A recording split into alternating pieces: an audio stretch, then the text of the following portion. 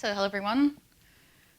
Welcome to this session, Scaling Up and Out on InterSystems IRIS. I'm Louise Parberry. I'm a sales engineer in the UK office. So as an overview of what you would need to think about in terms of capacity planning, we'll have a discussion about both scaling up, which is also known as vertical scaling, and scaling out, horizontal scaling.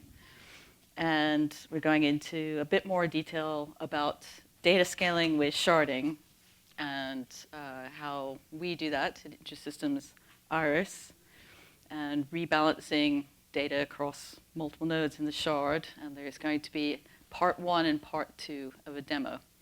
So you can see from the emphasis of the agenda that we're concentrating more on horizontal scaling for this session.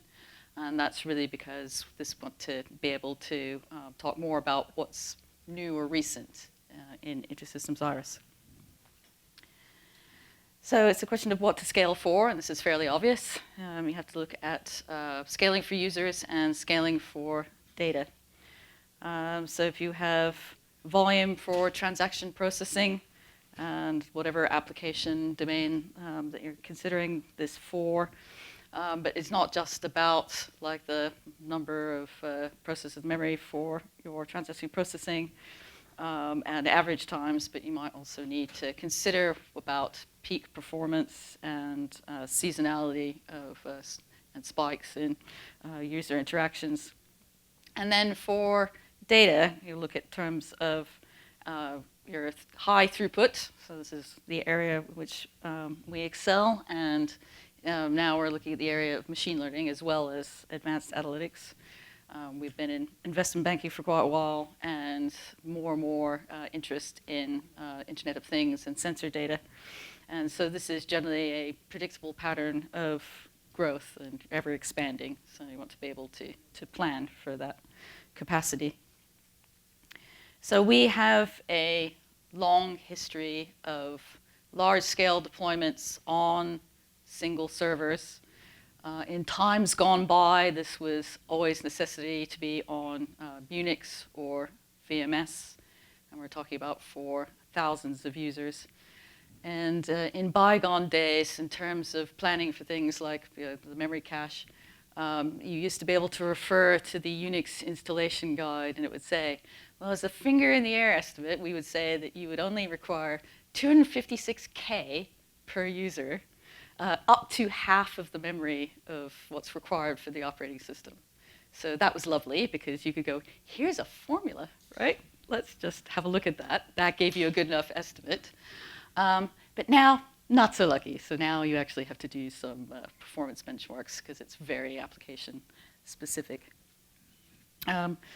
So one of my application partners was the first to hit the 250 database limit, and that was in the days when there was a 32 gig file size limit for the database itself. On the operating system, it was actually 2 gig. And so fairly sharpish, we then created the ability for you to have more than one instance on a single server. So that was the first project that did that. I was working with the application partner. And then very quickly, we added on, so the releasing the limit in terms of databases by a factor of 2. So generally don't worry about that, and it's 32 terabytes. So as we've not seen anyone quite hitting 80,000 times 32 terabytes in terms of on a single server. And then we look at what else do you need to consider for your architecture for vertical scaling. So you can always add more cores, more memory, and in terms of you might need to think about improving your infrastructure, so for your I/O and your networking, and in terms of what you're doing with InterSystems IRIS itself, this is an area where we've always excelled in terms of being a data platform for multi-model, multi-workload. So in the early days, it was mainly optimized for transaction processing. and you might have been doing your reports offline as an end of day, and we still have people who have that deployment architecture. Now we're looking at both analytical processing and transaction processing on the same server. And for database cache sizing, then for large-scale deployments, we're not looking at just Unix anymore. So we've seen a requirement to advise on the sizing of a Windows server, which is going to have up to 2,000 concurrent users. And then we needed to have some thoughts about what you need to do in terms of large pages, defragging schedule, and anything else that was in terms to do with monitoring it from a Windows operating system point of view.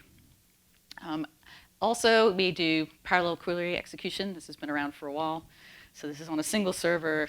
You're running a query. It is automatically parallelized over multiple cores. And then we aggregate that, and that's increased, obviously, the performance for that individual query. So in terms of horizontal scalability, we've, again, been in this area for quite some time.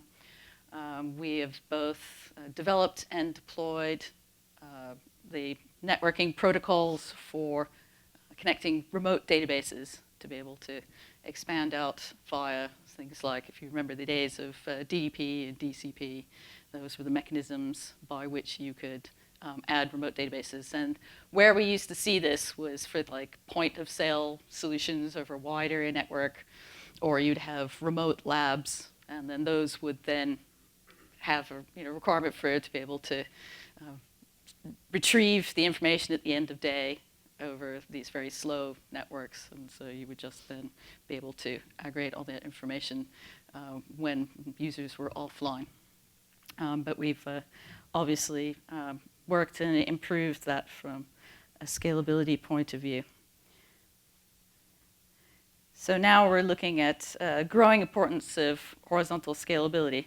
So in terms of vertical scalability, it might not be cost effective to, once you've done your initial architectural sizing, to then increase capacity as your data and memory requirements grow, so both users and data scalability, because that gets costly quickly if you're trying to think of your peak maximal. So you're actually trying to procure the infrastructure for peak performance, and that's obviously costly in terms of what you're using compared to an average usage.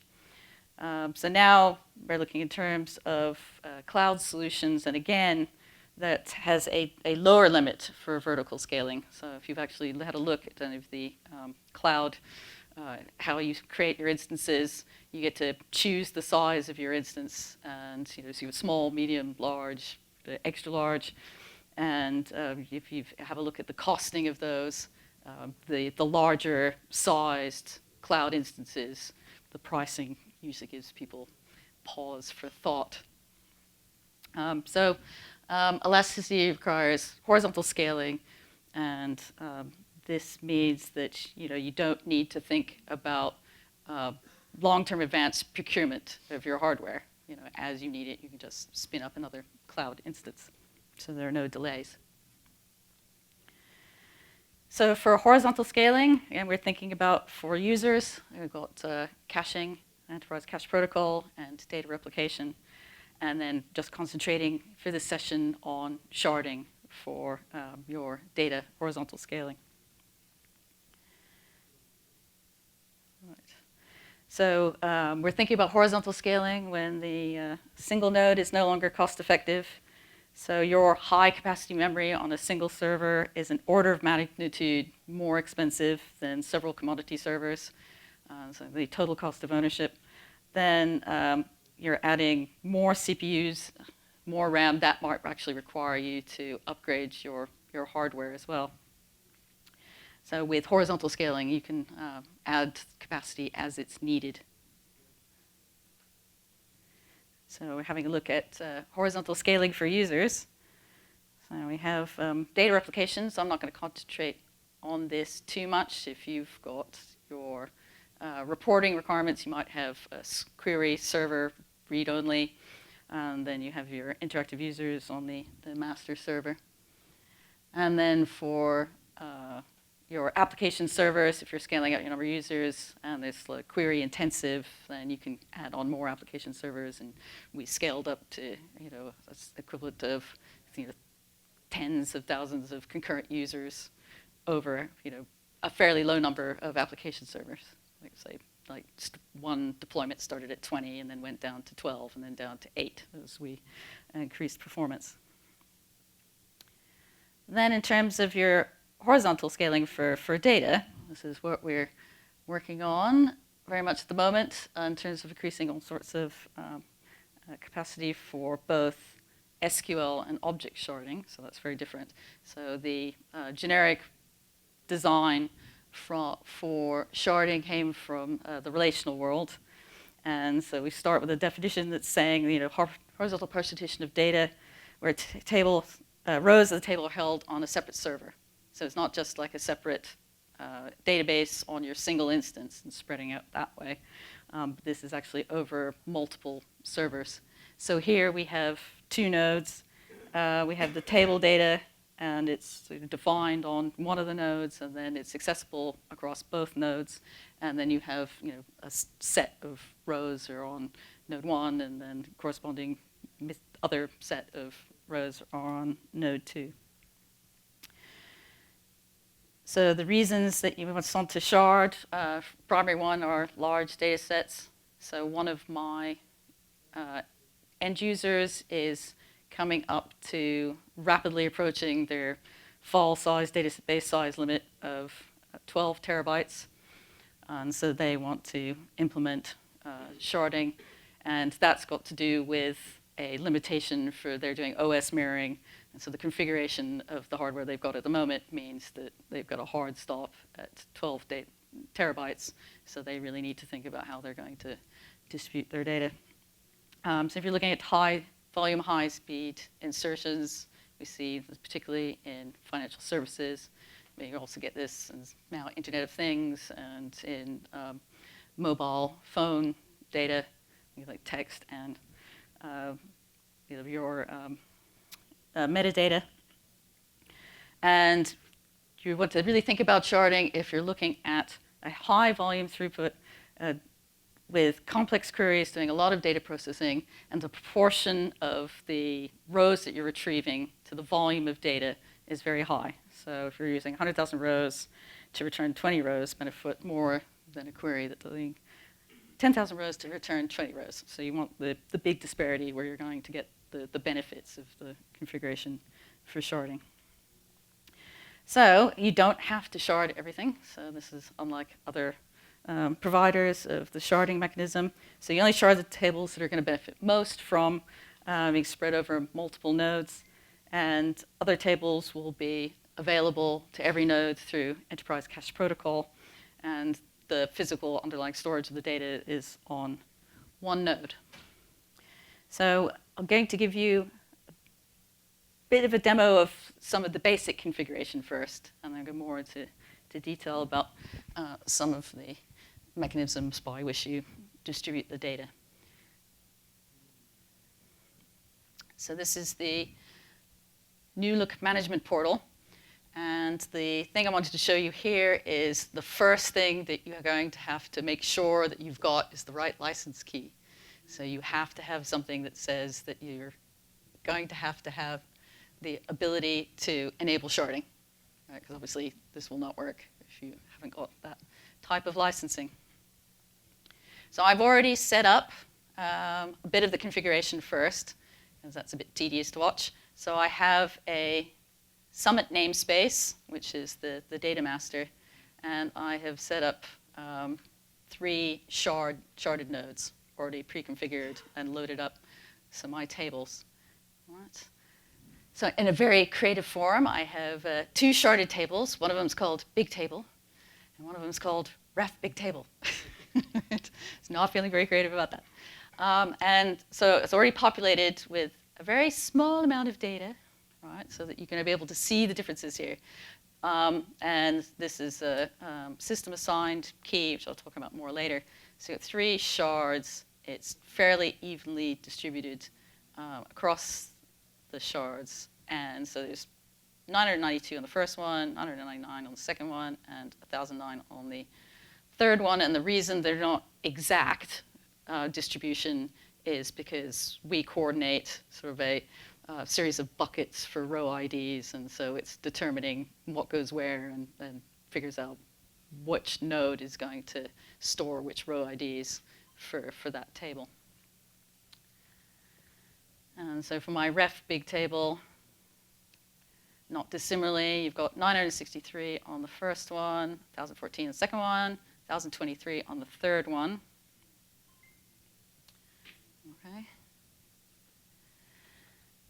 And we created the syntax for the data definition language. So we're looking at this from an SQL point of view. So when I created the table with its very simplistic data model, that it's got your key, another column, and then we've got this shard keyword.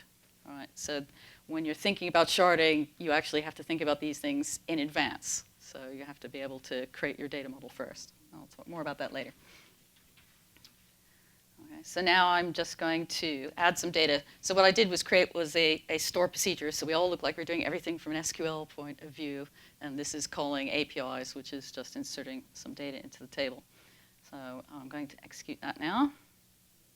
It's thinking about that. Let's hope we can see a difference at this point. All right, so we can see it was populating with 10,000. So we're just about there. So now we've got just roughly about 4,000 on these nodes at this point. Each node. All right. Okay, and that's just about done for that one. Okay. Okay, so that is officially finished. Okay. And on the other one, okay, so just roughly about 4,000 and fairly evenly distributed. Right, so you can, to begin with, keep it simple. You start with one node, or as many as you initially require, depending on the size of the injection of your data to begin with, and then you can add more later. But this is something that you're configuring with sharding in mind. This is not a surprise, I need sharding all of a sudden. This is like a primary planning implementation where you know that you're going to be using sharded tables. And then you can grow it very simply and smoothly. Your sharded data spread across all the nodes, and you rebalance data across the cluster. Now, at the moment, that is what's calling offline rebalancing, which means that you cannot be inserting data while you're doing the rebalancing process. Okay, so that's phase one. The application will be transparent and access any node, so you don't need to worry about which namespace you're going into. You can directly inject into your data nodes. But in terms of your application point of view, the smart tools, JDBC, Spark, will automatically parallelize across the nodes. And then very, very simple to do the cloud deployment, because we've got the InterSystems Cloud Manager, and we have had and we'll have dedicated sessions talking about cloud deployment throughout Global Summit.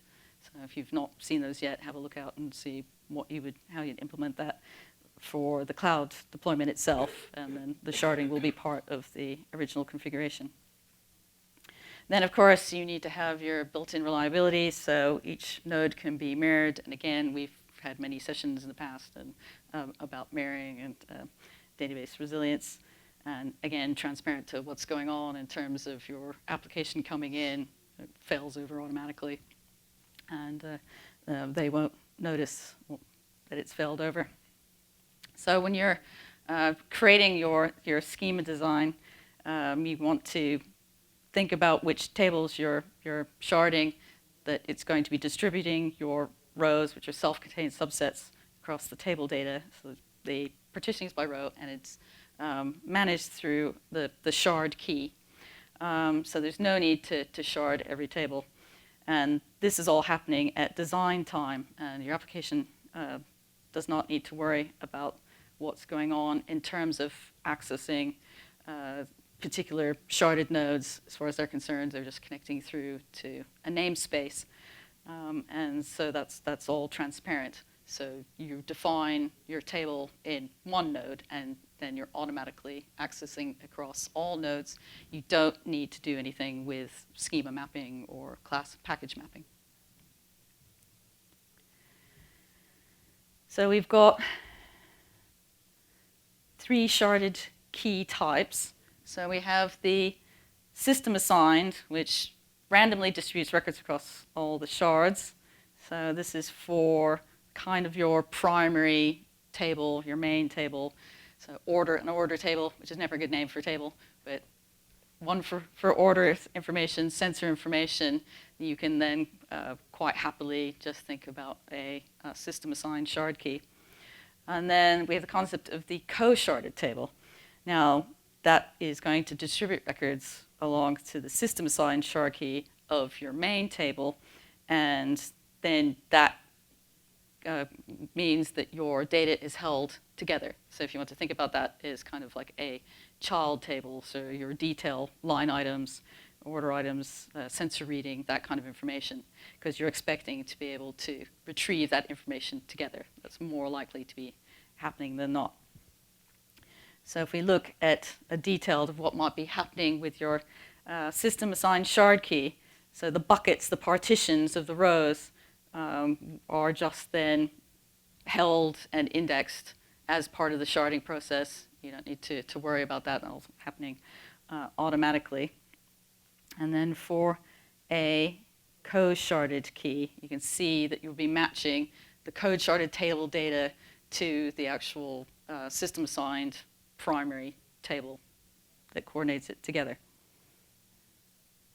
So if you're looking at doing an SQL query and doing a join between a sharded table and a non-sharded table, then what happens is that would require an inter-shard communication. So we're managing all of that through Enterprise Cache Protocol. And then once you've done your query, then that information is cached. So it'll be there and available faster the next time. So first time will be not as fast. But if you do a join on a co-sharded table, then all of your data is there together, and you're not doing any of this inter-shard communication. So very quick in terms of the partitioned data joins, and then we're obviously returning aggregated information. So you're distributing the processing, but it's all held locally for those rows. And then what happens similarly with a non-sharded table, you've got a table that you've created which is sharded, but it's not co-sharded to this main table, which again means that you're going to do this inter-shard communication, and then there'll be some caching. So that's either a design flaw or a necessary requirement that means that you're not able to co-shard these tables together, even though you're going to be doing a join. So I'm sure there's a use case for that. These things always happen.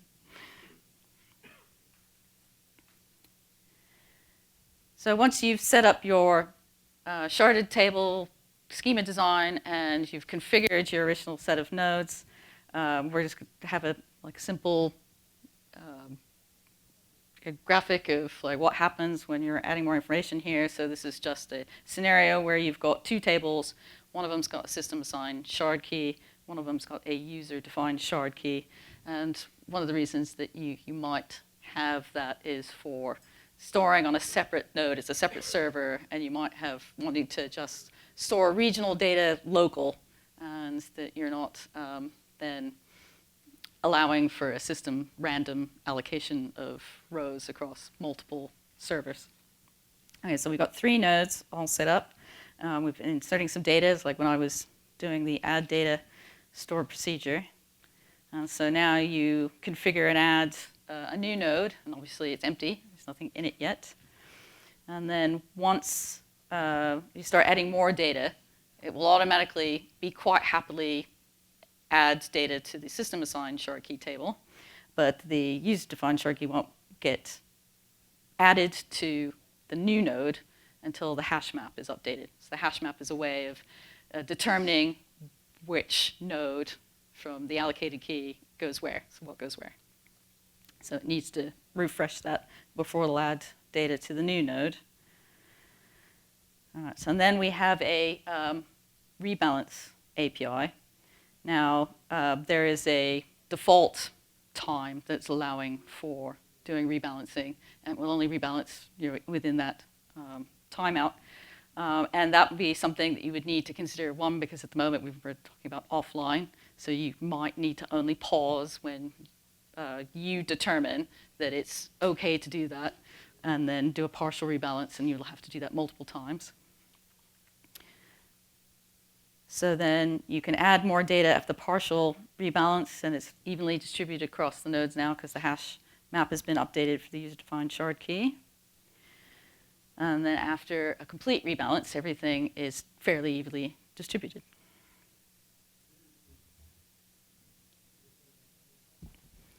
So the second part of the demo, part 2. Okay, so I'm back to my configuration. I have my 3 shards, my data nodes, and now I want to add a 4th. So I'm just going to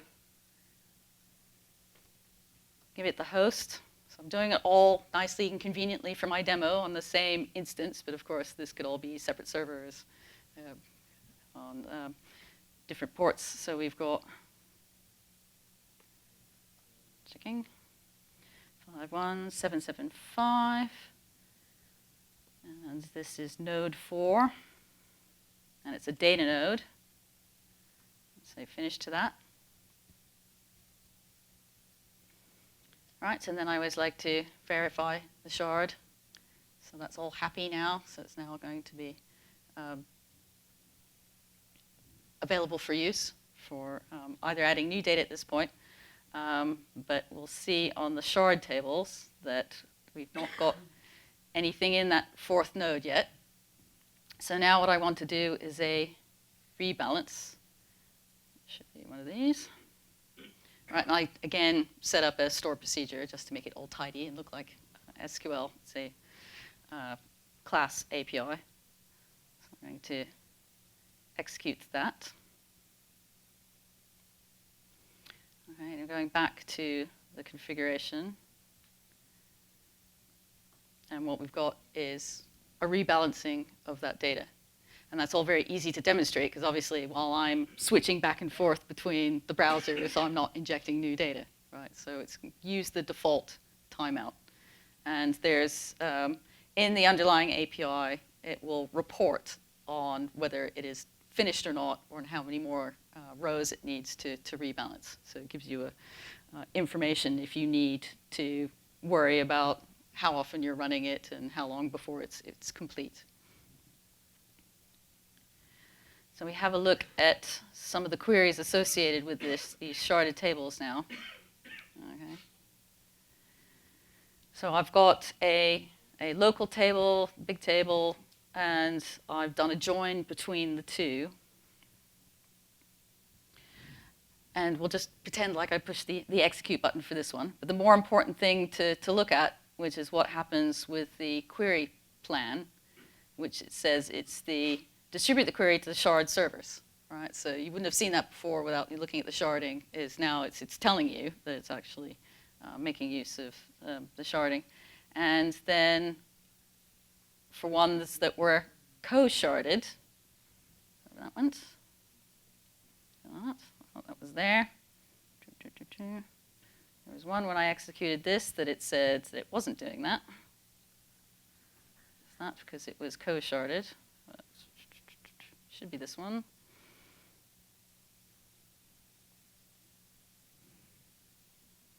All right. So it's now saying distribute to the shard servers. All right. But the, oh, here we go. I didn't scroll down far enough. So it's saying it's reading the master map, and it's doing that information on the same node, essentially, for those rows, and then it'll aggregate across all of the nodes. But what's happening is the data is together. Okay. So that's from a SQL point of view. But the other very exciting thing, especially for me, was like, object sharding, right? So I've been waiting for this. And you can see that I have a class, which I've not compiled yet. I've saved it, but it's not compiled. And this is just very simply person data. And in my usual sales engineer demonstration mode, it inherits populate, which you will probably not be doing with your own real application, but super convenient for sales engineers. And here we have a new keyword attribute, which says sharded equals 1. Right, and I did do this on another server, so it's already got this storage information on, which it wouldn't do if you created it from scratch. All right, so now I'm going to compile it. Should be like that. Where that went. It's over here.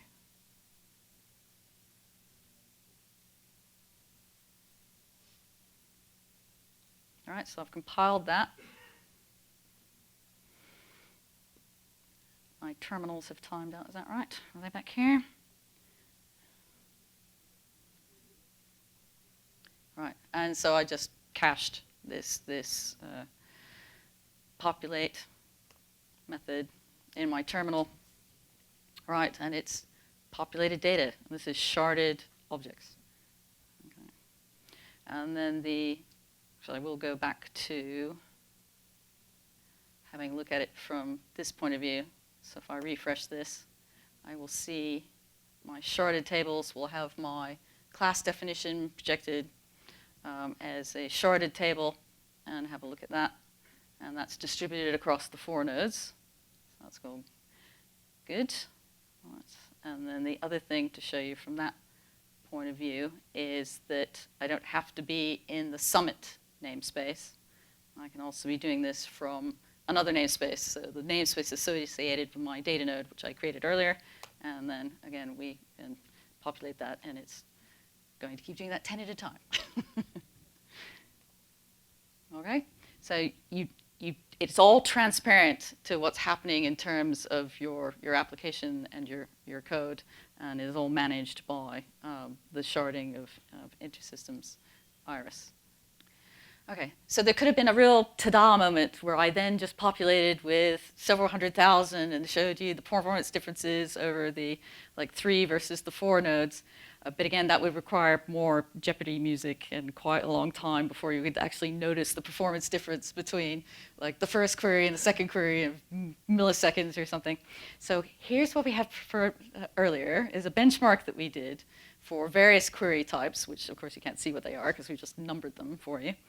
But what we've got here on the 3 bar charts is, so green ones is a 8-node cluster. You've got 12 for turquoise, and then the yellow 8. So 8, 12, 16. Need to look down very closely and make sure those are the correct. Yes. And these are the kinds of things that you need to care about in terms of what is the correct number of nodes that you're going to need for the particular type of complex queries that you have. And it maybe, you can see the definite difference when you're going between 8 and 12, and then not so much between 12 and 16. But this is obviously particular to this particular benchmark that we've done, the query types that we did. So this is not obviously something that we're going to say is going to be similar for what you're going to be doing. So it's obviously plateauing at a specific point under the construction of the scenario that we did for this benchmark. But these are the things you'll need to look at and say, well, what is my optimal number of nodes? And then, of course, as the data increases, do I need to benchmark again and then decide, then does that plateau at a certain point? Because you don't need to be configuring and using all of these nodes unnecessarily if it's not going to actually improve the performance for you. And then that's in terms of data nodes. All right, so if you want to go even faster, we are looking now at, we also have the ability to configure compute nodes. So this is not to store data, and it's going to be where your data is ejected into your data nodes, and then your queries are run on the compute nodes And you can add more than one compute node to data node. And it's going to be in scenarios where you actually think that you might have I/O contention between large amount of injection of data versus your query processing. Right? So this is not necessarily something that you need to do, but then you need to test that. So in summary, a shard is effectively a namespace, but on a different machine. And you don't need to shard all of your data. So going to think about that when you've got a large amount of data, large number of complex queries, where you've got this ratio between number of rows and the actual number of rows itself, the total number of rows. When you've got large amount of traffic for insertion and ingestion of data. And we've got tools for configuring. There's the InterSystems Cloud Manager, which I mentioned before, and as I did it with a stored procedure, but there's an API which you would then require as part of the sharding configuration. So a lot of things are automatic. You're not doing the manual adding of the nodes, which I did during the first demo. And what we provide is a homogeneously, easily configurable environment to reduce the complexity and the total cost of ownership. So I just wanted to point out that we have related sessions throughout Global Summit. So if you've not had a chance to see some of these already, because some of them have already passed, we'll have recordings available after Global Summit. So make sure that you have a look and see, like the interesting things about cloud and anything that we have to do with systems management and cloud deployment. So those are also later on in Global Summit. So thank you. And do you have any questions? So you mentioned sharding, you have to set it up before, or if you already have data, you can set up sharding after the data, after you realize that you need better performance. So you can do it afterwards. So obviously lots of people have existing deployments and then thinking about sharding. But one of the things is that for your existing data, you might actually have to think about moving it to the default underlying structure. It's not something that's going to work with your existing data. It might have to be migrated over to the sharding data structure, right? Because that's what it's looking for when it's distributing the rows across. So it will be something you have to think about and test to make sure that that's workable, and if you're having to do an export and then re-inject it so that it gets distributed across the multiple nodes.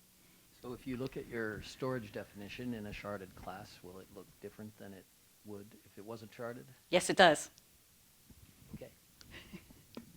I guess this one is a bit difficult, but how big is big? When you decide to go sharding. Well, yes, so we're moving into the world of like terabytes, petabytes, exabytes of data. So we are talking about big data. And so it's going to be, if there's a particular constraint in terms of disk space, you want to spread it over multiple servers. And again, it's also dependent on this ratio of like the size of the data compared to the number of rows that you're going to return.